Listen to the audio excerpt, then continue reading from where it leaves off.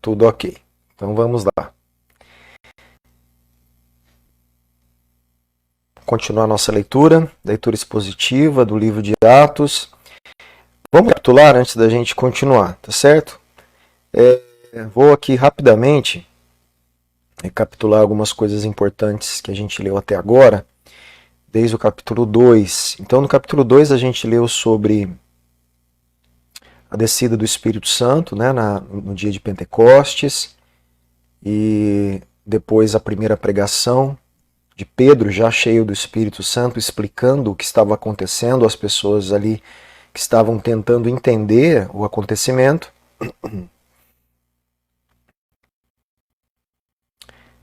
Diante da pregação de Pedro,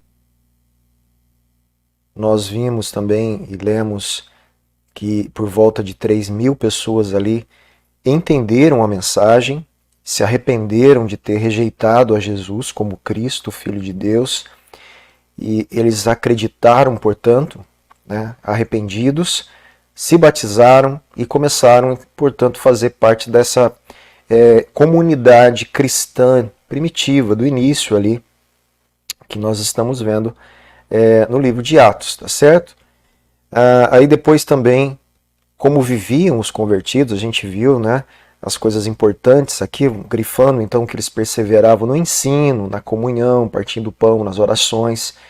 Vimos essas questões também importantíssimas no convívio comunitário da igreja, a cura de um coxo na porta formosa do templo por Pedro e João, e por causa disso, né, ele também faz a segunda pregação ali explicando e mostrando que era Deus através da autoridade de Jesus e através deles que esse milagre estava acontecendo, e ele não deixa de novamente pregar a respeito de Jesus, o autor da vida, o Salvador, o justo, né, o santo, essas questões todas que falam da figura messiânica, né, que é o que a gente está vendo nessas pregações iniciais aí.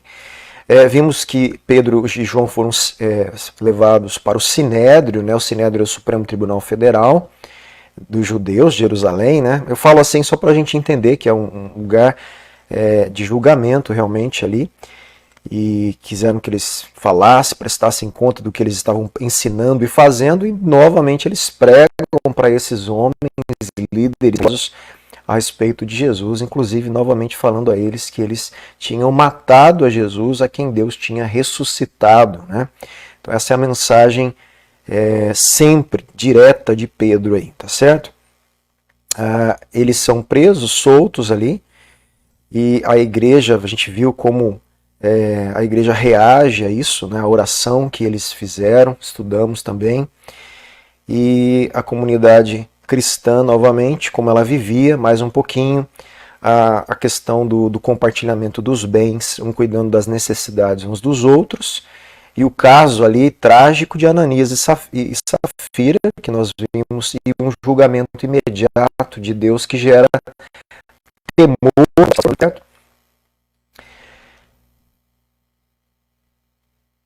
Novamente perseguição aos apóstolos, aconteceu ali uma nova prisão, né? Sacerdotes, aí o anjo solta os apóstolos da prisão e manda eles pregarem de novo, né? E vimos também o conselho de Gamaliel, quando queriam, enfurecidos, matar os apóstolos. Gamaliel então intervém ali com uma sabedoria, com certeza, e um discernimento dado pelo próprio Deus para que isso não acontecesse, e tem o desfecho aí de Gamaliel, tá certo? E aqui, encerrando o que a gente viu a semana passada, né? Depois deles serem presos, açoitados aqui, mandados não pregar, a gente sabe que eles não se detêm, né? Não contêm a mensagem, e eles vão até a última instância, né? Correr o risco se que for preciso para continuar obedecendo o que Jesus mandou eles fazerem, né? Serem testemunhas, pregar o evangelho a toda criatura. Então aqui, todos os dias, no tempo de casa em casa, eles não cessavam de ensinar e pregar que Jesus é o Cristo. Tá certo? Então hoje, Nós iniciaremos aqui, vamos dar continuidade à leitura, a partir de Atos capítulo 6, do versículo 1 ao 7. Vamos lá. A ideia central aqui dessa passagem de hoje é o Espírito Santo, ele soluciona através dos apóstolos, né? Mas nós sabemos que é uma soberania do Espírito Santo cuidando da igreja que está se formando, dessa comunidade, que o Espírito Santo ele soluciona o problema da dissensão, né, na igreja, quando seus líderes intervêm para dar a unidade essencial para o crescimento da comunidade de fé. Então, o que nós vamos ver? Surge um problema nessa comunidade inicial. Problema que deve ser solucionado para não comprometer a unidade do que está surgindo ali. Tá certo? É isso que a gente vai ver hoje. Então, versículo 1. Naqueles dias, aumentando o número dos discípulos. Então, nesses dias, com a pregação de Pedro, né, Pedro e João, dos apóstolos, o que estava acontecendo? Pessoas estavam se convertendo. Muitas pessoas estavam se convertendo. E essas pessoas se tornando discípulos de Jesus. Então, o que Lucas aqui ele relata para a gente?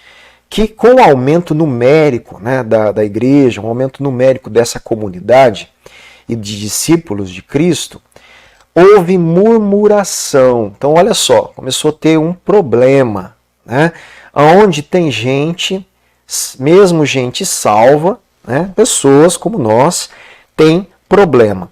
Deixa eu fazer um destaque aqui, um parêntese, né? Gente, não existe igreja perfeita no sentido de igreja que não tem problema humano. Jesus está preparando uma igreja perfeita para si, mas essa igreja se torna, na sua plenitude e imperfeição, quando a obra de Cristo é completa na ressurreição dos corpos. Ali então nós vamos alcançar o patamar da perfeição conquistada por Cristo e Ele vai nos dar realmente novo corpo, né? Tudo renovado e seremos como Ele, numa certa medida, e então Ele fará para Ele uma noiva perfeita. Enquanto estamos nessa terra, até que Ele venha na segunda vinda, nós somos pessoas salvas e imperfeitas. Nós somos pessoas, cristãos e discípulos de Cristo, que caem ainda em equívocos, erros, e que ainda têm em nós uma briga contra o pecado que às vezes tenta a nossa vida. Tá? E nessa igreja primitiva não era diferente. Você tem dificuldades, problemas que vão surgir e que devem ser corrigidos para quê? Para não atrapalhar a missão da igreja e não atrapalhar a unidade do corpo de Cristo, que são as coisas importantíssimas que devem ser preservadas e nada pode atrapalhar isso. Nem a unidade e nem a missão da igreja. Tá? Então, é uma brincadeira dos pastores aí, né? Você que procura uma igreja perfeita, não sei se você já ouviu, não fique chateado aí, porque não é para ninguém, né? Você que procura uma igreja perfeita. Se você encontrou uma igreja perfeita, não vá lá para ela, porque senão ela vai ter problema, né? Porque você é o problema, nós somos o problema. Não tem igreja perfeita no padrão que a gente acha que todo mundo vai fazer exatamente 100% do que Jesus mandou a gente fazer. Você não faz, eu não faço. Então a igreja, a comunidade que a gente convive, congrega, tem as suas deficiências, porque nós temos as nossas deficiências. Tá certo? E então, como ser humano, nós temos que procurar uma igreja, talvez um outro dia eu preciso falar sobre isso, como a gente faz para procurar a igreja certa, para frequentar. Eu quero dizer, a primeira coisa, procure, né, uma igreja, obviamente, que pregue a palavra de Deus com fidelidade, conheça o Evangelho e ensine o Evangelho. Tá? Esse é o primeiro critério que a gente tem para falar, olha, eu vou fazer parte dessa igreja. Tem outros, mas esse é o primeiro que eu destaco para você. Uma igreja que prega a palavra como ela é, que conhece o Evangelho e ensina o Evangelho, discipula as pessoas no Evangelho e incentiva essas pessoas a então cumprirem a sua missão, tá? Vamos lá então, mas voltando no texto, houve problema, murmuração dos helenistas contra os hebreus. A gente já vai ver isso aqui, tá? Os helenistas aqui no caso, tem algumas traduções que já trazem assim, seriam os discípulos aqui de fala grega, tá? Helenista tem a ver com a cultura grega. Então, o que está acontecendo? Você vai ter o quê? Viúvas de fala grega que estavam ali com dificuldade na distribuição das questões das necessidades, distribuições diárias ali para atendimento um tipo de assistente social, que estavam sendo menosprezadas, pelo menos aqui Lucas relata essa murmuração, comparado com as viúvas de fala hebraica. Então você vai ter pessoas de fala hebraica nessa igreja já em Jerusalém e pessoas de fala grega, portanto de culturas e mentalidades diferentes já. Tá? Olha que interessante. E essas diferenças culturais e linguísticas, né, e sociais, portanto, acabam já sendo uma questão de dificuldade para que os apóstolos resolvam esse problema, cheios do Espírito Santo também. Então, vamos lá. Crescendo o número dos discípulos, houve murmuração dos helenistas contra os hebreus. Por quê? As viúvas deles, dos helenistas, estavam sendo esquecidas na distribuição diária. Então vamos lá, antes da gente prosseguir ainda, alguns destaques aqui e comentários. Essa unidade aqui que a gente está lendo, né, Atos 6, de 1 a 7, se destaca pela ênfase dentro da igreja como o verbo aumentar no início e no final também, como a gente vai ver. O número maior de membros gera novos problemas. Lucas enfatiza a união. Esses problemas não podem atrapalhar a união, a unidade fundamental do corpo de Cristo, né? Então a união como aspecto fundamental da vida em comunidade desde o princípio. E pode-se supor que a apresenta como modelo a ser imitado por seus leitores. O grande número de pessoas que atendem à pregação dos apóstolos significa que a igreja em crescimento não é mais constituída de indivíduos, preste atenção nisso, a igreja não é mais constituída de indivíduos da mesma região, origem socioeconômica e herança linguística. Então já começa uma diversidade de pessoas de regiões diferentes, de classe socioeconômica diferente e herança linguística, quer dizer, um falava grego, o outro falava o hebraico, o aramaico. Começa-se já então uma diversidade de gente, de pessoas, de tipo de mentalidade, de cultura nessa igreja primitiva, tá certo?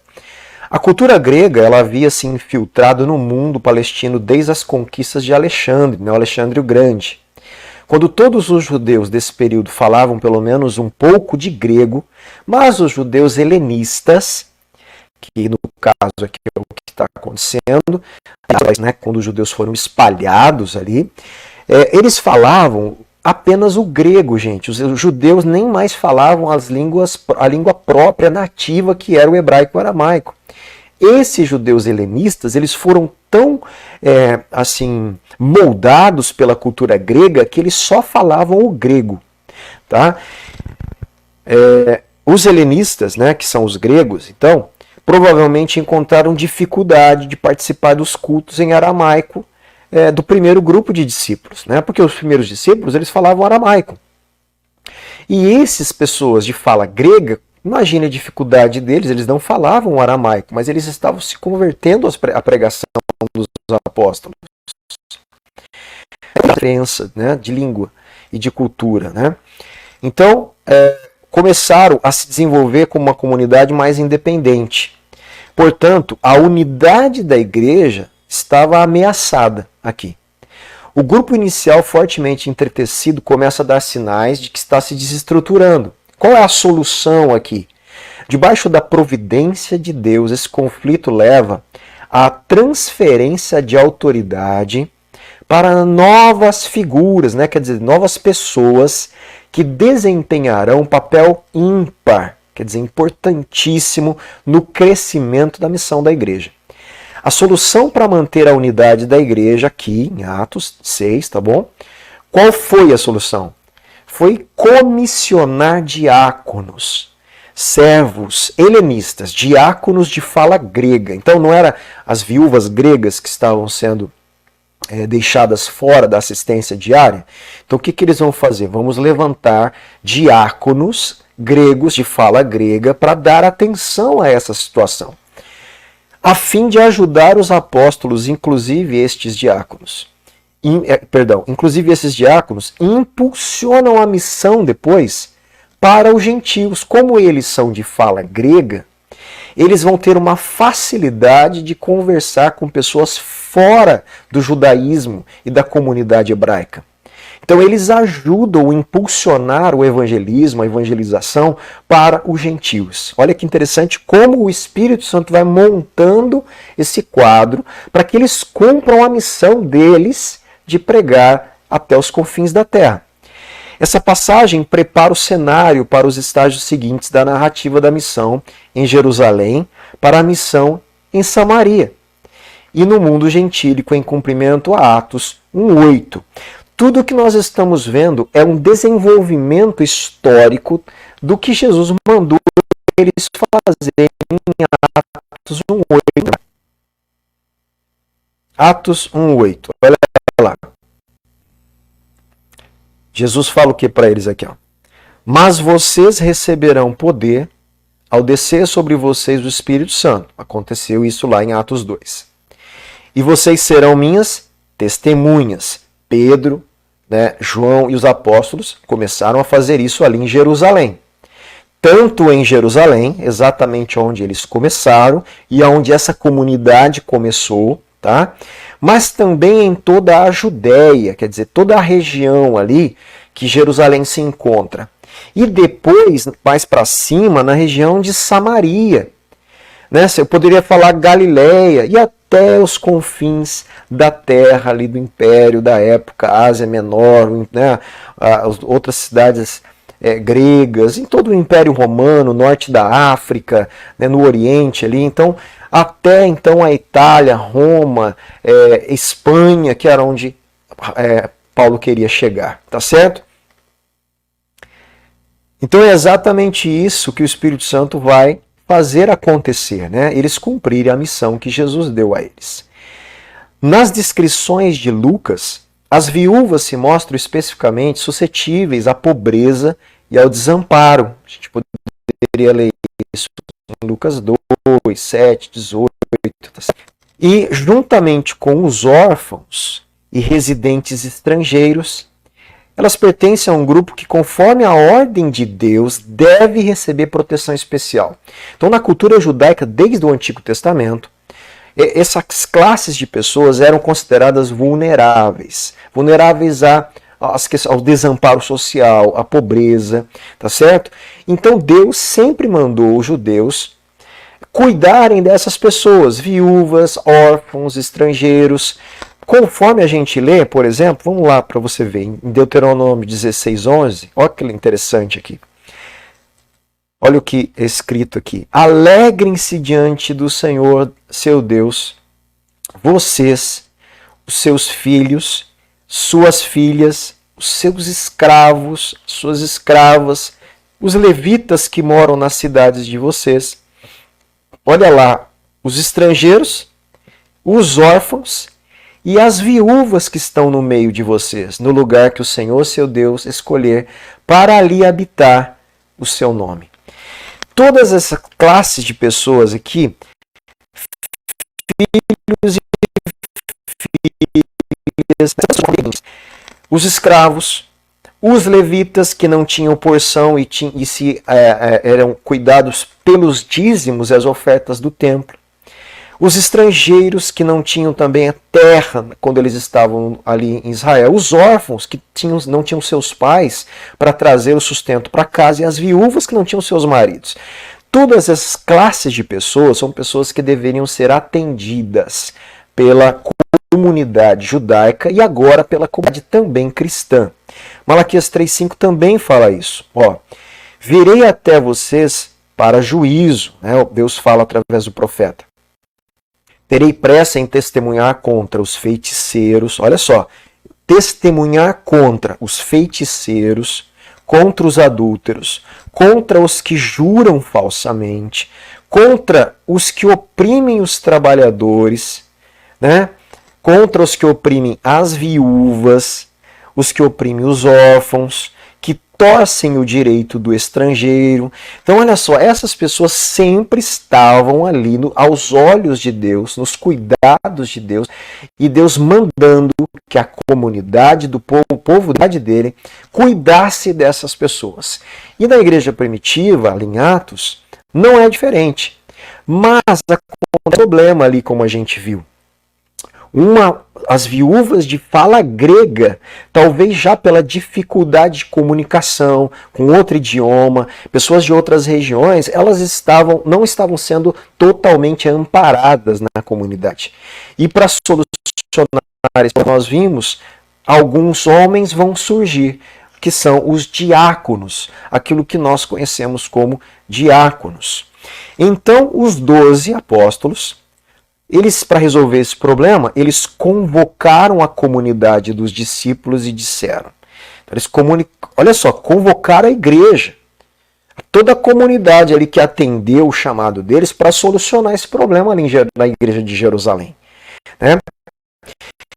E eles falam normalmente dos apóstolos, é alguém ou alguém que está pregando, né, ou falando ali, representando a igreja. Não é correto que nós abandonemos a palavra de Deus. Os apóstolos falam, não é correto a gente não dar o tempo que nós temos que dar para a pregação da palavra e do evangelho, para servir as mesas, para cuidar da assistência social e assistência às viúvas, aos órfãos, aos estrangeiros. Não é correto a gente fazer isso nesse momento. Por quê? Porque o chamado deles específico, como apóstolos, era ensinar a palavra de Deus insistentemente. Na verdade, ensinar e pregar o evangelho. Por isso, irmãos, escolham. Olha que interessante. Eles não falaram, os apóstolos, nós vamos escolher. Eles falaram assim para a igreja, escolham entre vocês, olha para a comunidade de vocês, e escolham entre vocês 7 homens.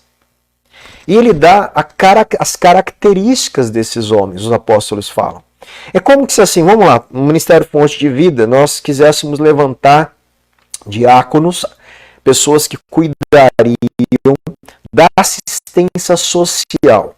Cuidar de risco, em vulnerabilidade social, né, tanto questões psíquicas, emocionais, cuidados do dia a dia, todos os tipos de necessidade que pessoas por algum motivo estão, né, numa situação vulnerável. E por elas fazerem parte da nossa comunidade, nós vamos levantar um grupo de pessoas que a Bíblia chama então de diáconos, de servos, tá? E esses irmãos, quem iria escolher? No caso aqui de Atos, eu estou dando aqui, interpretando. Não seria o pastor, né, a pastora, a liderança, não seria, no caso. Seria a igreja. Só que a igreja tinha que escolher essas pessoas com alguns critérios, né? Então tinha que ser, no caso aqui, homens, né? No caso, no início aqui não podia ser mulher, aqui no caso, de boa reputação na igreja e na cidade, eles tinham que ser cheios do Espírito e cheios de sabedoria. Então, a comunidade tinha que falar, olha, eu conheço, fulano de tal é uma pessoa de boa reputação, é uma pessoa cheia do Espírito Santo e é uma pessoa cheia de sabedoria, porque é uma pessoa ponderada, muito bom senso, quando ela fala tem palavras de sabedoria, né? Então, tudo bem, escolham esses aí, 7 homens assim. Para quê? Para os encarregarmos deste serviço. Que serviço? Cuidar da assistência diária das viúvas, no caso da assistência diária aos vulneráveis ali da igreja primitiva. Quanto a nós, os apóstolos falam, olha, quanto a nós nos consagraremos à oração e ao ministério da palavra. A gente vai continuar fazendo o que a gente tem que fazer. a gente vai continuar orando e a gente vai continuar pregando o Evangelho e fazendo discípulos. Tá certo? Vamos lá, ver se tem alguma anotação mais importante ou a gente revisar. Os apóstolos tomam providências, como a gente viu, para corrigir o problema. Os crentes, né, os cristãos, são descritos como discípulos. Olha que interessante essa observação. Indicando que o termo discípulos agora não são mais só os 12, só aqueles discípulos primitivos, os 70, né, os 120 ali do cenáculo, né? Esse termo discípulos, né, ele é expandido para além daqueles que seguiram Jesus durante seu ministério terreno.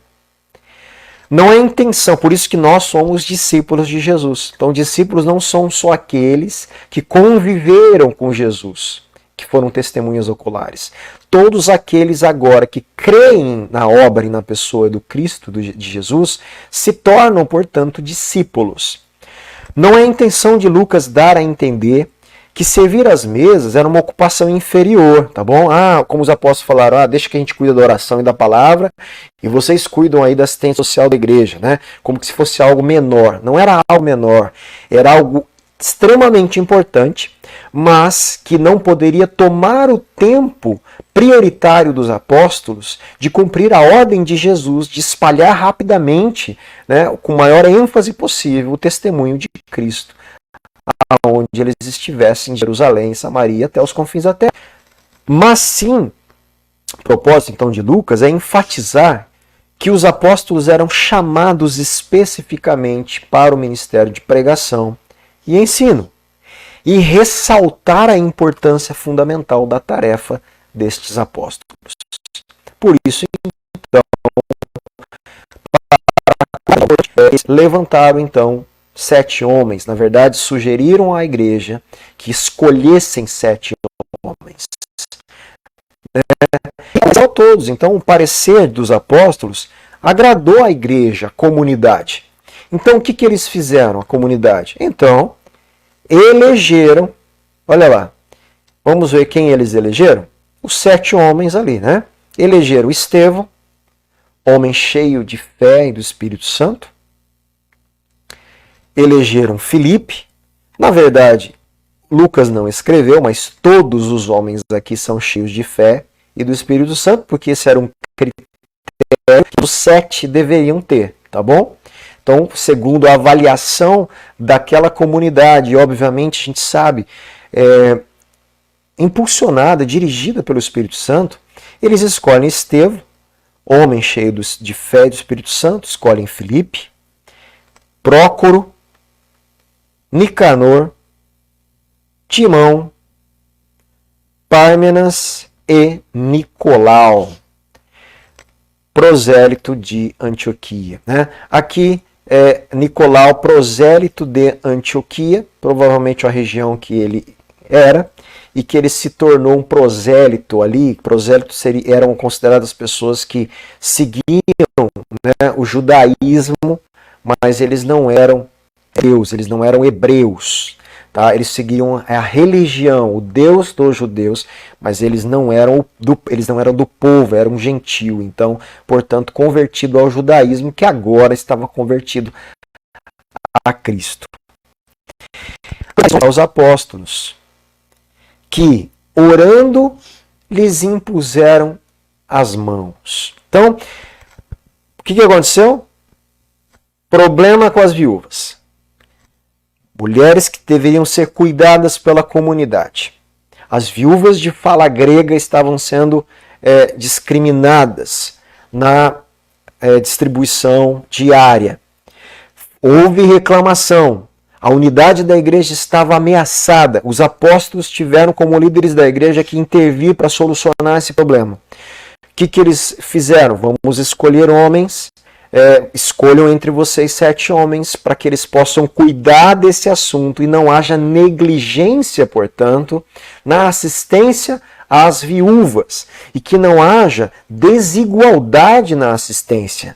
Tanto as viúvas de fala grega como as viúvas de fala hebraica e aramaica devem ser cuidadas da mesma forma. Não há mais superioridade cultural.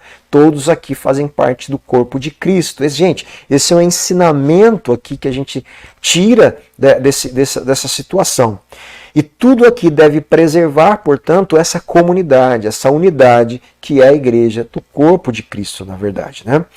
E aí eles elegem, então, Estevão, Felipe, Prócoro, Nicanor, Timão, Nicolau. E os apóstolos, olha, isso aqui que a gente escolheu, esses 7 homens aqui que nós vimos que eles são de boa reputação, cheios do Espírito, cheios, né, de sabedoria, são eles. Ah, tá bom. O que os apóstolos fizeram? Ora por eles, impõe as mãos sobre estes homens, né? Vamos lá. Uma anotação aqui. A assembleia da igreja, né? Essa é uma assembleia, né? Assembleia o que é? Uma reunião da igreja para deliberar, para decidir algo. Então, né, existe aqui, nós podemos falar, a primeira assembleia da igreja de Jerusalém, a primeira reunião deliberativa, a primeira reunião que eles tiveram que juntos escolher e decidir algo e sugerido pelos apóstolos, pelos líderes. Então, a assembleia da igreja, e não os apóstolos, escolhe esses homens por notar que são cheios do Espírito e de sabedoria. Os nomes dos indivíduos, gente, por que a gente sabe que eles são helenistas e não hebreus? Porque os nomes, eles eram helenistas, eles eram da cultura e da fala grega e não da cultura hebraica. Ao que parece, eles são escolhidos para servir às mesas. Olha que interessante, eles são escolhidos aqui por uma necessidade e para solucionar um problema imediato do serviço, então da assistência na distribuição de alimentos, de manutenção daquelas viúvas. Mas, olha o meu mas aí, em negrito, né? Mas Estevão e Filipe, olha que interessante, são destacados no relato posterior, que a gente vai ler, né, para desempenhar um papel importante no estágio seguinte da expansão da igreja. Tanto Estevão como Filipe são usados tremendamente para a pregação do evangelho aos gentios. Mas eles não foram chamados para isso. Eles foram chamados para ser diáconos. Meu irmão, não, você não entendeu. Todo cristão, preste bem atenção, olhe bem para mim aqui. Todo cristão, você é um músico na igreja? Você foi chamado para pregar o evangelho. Você é um diácono na igreja? Você foi chamado para pregar o evangelho. Você é um líder de uma reunião de oração? Tá, mas você também foi chamado para pregar o evangelho. Você é líder das mulheres na igreja? Você foi chamada para pregar o evangelho. Você só é frequentador da igreja? Você foi chamado para pregar o evangelho. Todas as pessoas que se tornam discípulos, portanto, têm a missão dos discípulos de pregar o evangelho, de ser testemunha de Cristo até os confins da terra. Então não interessa que Estevão e Filipe foram separados para cuidar da mesa e da assistência social. Eles não iriam deixar de anunciar o Cristo, de pregar a respeito do Cristo, da obra de Cristo e levar a mensagem de salvação às pessoas que o Espírito Santo direcionasse cada um deles. E assim eles o fizeram. Dando um spoiler, inclusive, Estevão é o primeiro mártir que nós vamos ler. Tá certo? Ele morre pregando o Evangelho. Ele morre testemunhando a respeito de Cristo. Ele dá a vida dele, literalmente, né, como um sacrifício, né, para anunciar o Evangelho, anunciar a respeito do Cristo, que tanto mudou a vida de Estevão, né, mudou a história da igreja através de Estevão e deixou registrado para a gente aqui esse grande exemplo. Nicolau é identificado como prosélito, convertido ao judaísmo, como eu já expliquei, o que prepara o caminho para aqueles que não nasceram judeus se tornarem parte da igreja. O fato de ele ser de Antioquia é relevante, Nicolau.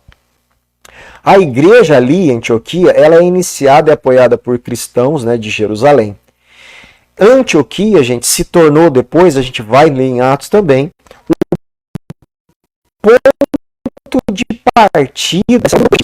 Existem dois grandes polos de missão no livro de Atos. O primeiro polo que a gente está vendo é em Jerusalém. É a base de liderança da igreja apostólica. E depois nós vamos ter uma nova base da igreja missionária para os gentios, que é justamente em Antioquia. Por isso, não sei quantos já ouviram falar, que existe missões, agências missionárias, né, e ministérios de missões, que são chamados o quê? Antioquia. Você já deve ter ouvido falar Igreja Antioquia, a Missão Antioquia. Por quê? Porque a Antioquia se tornou em Atos um centro, né, ali de partida, de propagação, de envio missionário ao mundo gentio. Tá certo? Nós vamos ver isso aí.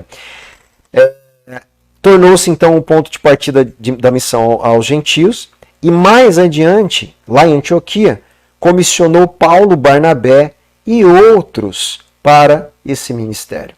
A imposição de mãos dos apóstolos ali, nesse contexto, não é um rito formal de ordenação para um cargo, tá? Eles não estão ordenando eles para um cargo no sentido que a gente entende por cargo hoje. Eles estão ordenando, na verdade, ou reconhecendo a escolha da Assembleia e passando para eles uma autorização, né, um comissionamento e uma... como que assim, nós aceitamos o que eles fizeram e reconhecemos, por isso a autoridade nossa cobre, abençoa esses 7 homens agora para que eles cumpram o serviço. Não é para que eles sejam agora um cargo e sejam mais importantes do que os outros. Não, eles vão servir, eles vão resolver um problema da igreja e cuidar dessa situação, tá certo? Então a imposição de mãos nesse contexto não é um rito formal de ordenação para um cargo, mas um comissionamento para uma incumbência, uma tarefa, um serviço. Foi muito mais uma ratificação, né, pública da escolha desses homens. Ratificação é confirmação, tá? Foi muito mais então uma confirmação pública que os apóstolos fizeram da escolha desses homens e uma concessão de bênção apostólica, né, do que uma transferência de poder ou poder no sentido de autoridade apostólica. Não foi exatamente isso que aconteceu, tá bom? A palavra de Deus crescia, gente.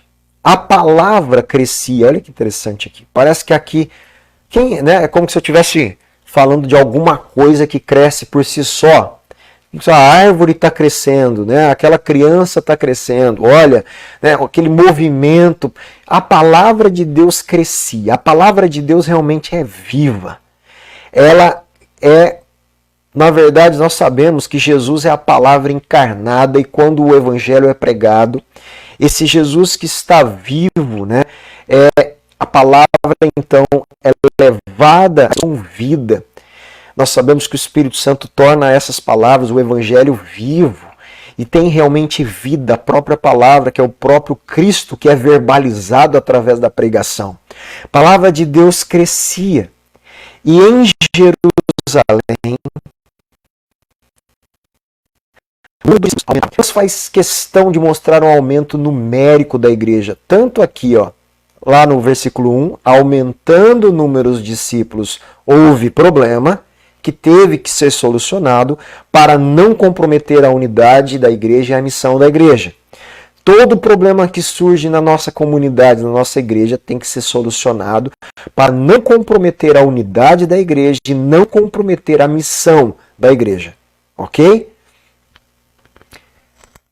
Então a palavra de Deus crescia, o número aumentava dos discípulos, também um grande grupo de sacerdotes, olha que interessante, sacerdotes lá do templo, né, começaram a obedecer à fé. Obedecer à fé aqui, obedecer a Cristo, né? A fé que nós temos é a fé no que Cristo é e no que Ele fez. Então, obedecer à fé. Eles começaram a obedecer essa fé no Cristo, no Evangelho. Tá certo?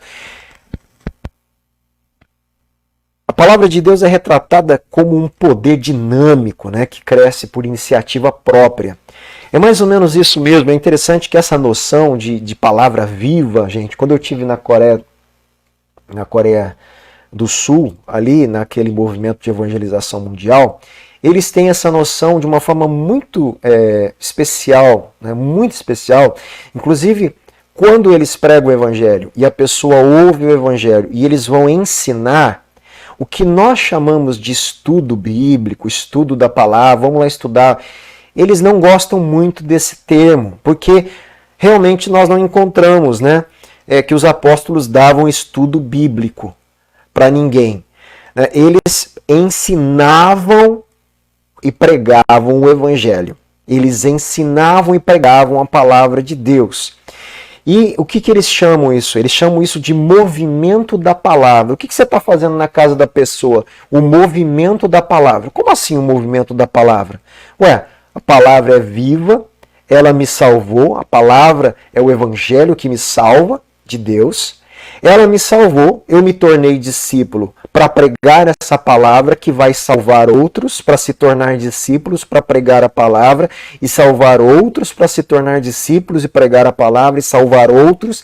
E esse é o movimento do evangelho, da evangelização. Então a palavra de Deus, ela é viva realmente, ela tem vida e ela é dinâmica. E é assim que ela deveria espalhar no meio da igreja, da nossa comunidade, tá?